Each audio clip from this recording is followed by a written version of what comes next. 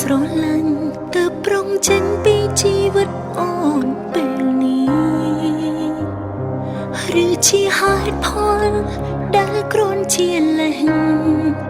សុំដៃបោកប្រាំងមិនហ៊ានថាមានថ្មីសង្សារគ្នារាប់ឆ្នាំមកហើយម្ដេចក៏ទើបនិយាយវាមិនងាយបោកអូនស្រួលទេថ្លៃអូនជឿជាងថាបងលួចលាក់មានអ្នកទី3ទើបឆាំដងដៃមិនឃើញអូនស្មោះចង់ប្រាប់ថាបងស្គាល់អូនតិចពេកហើយគុំគិតឡើយអូនឲ្យបងទៅគេម្នាក់នោះបើអូននៅតែមានជីវិតរស់បងនៅតែមានឈ្មោះសង្សារអូ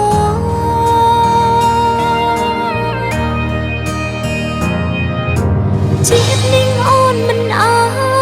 ឲ្យបងទៅនាងណាសូមបងដឹងផងថាបងជារបស់អូនថាអូនអានថ្មនិយមក៏ប្រអូនព្រោះតែដឹងខ្លួនខ្វះបងមិនបងជាតិនាងអូនមិនអើឲ្យបងទៅអ្នកផ្សេងបងគុំគិតម្នាក់ឯងថាអូនមេរំខាន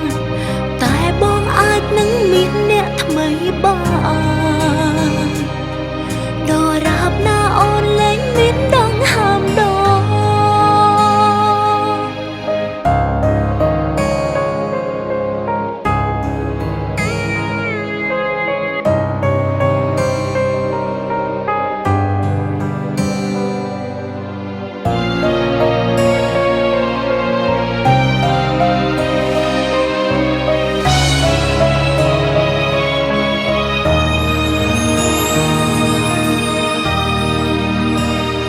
សង្សារគ្នារាប់ឆ្នាំមកហើយម្ដេចក៏ទើបនិយាយវាមិនងាយបោកអូនស្រួលទេថ្លៃអូនជឿជាងថាបងលួចលាក់មានអ្នកទី3ទើបឆាំដងដៃមិនឃើញអូនស្មោះចង់ប្រាប់ថាបង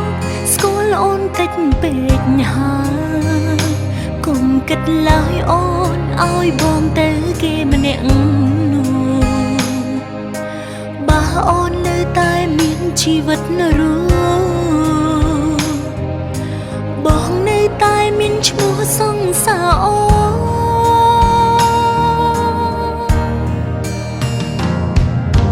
ជាតិនាងអូនមិនអើឲ្យបងទៅនាងណា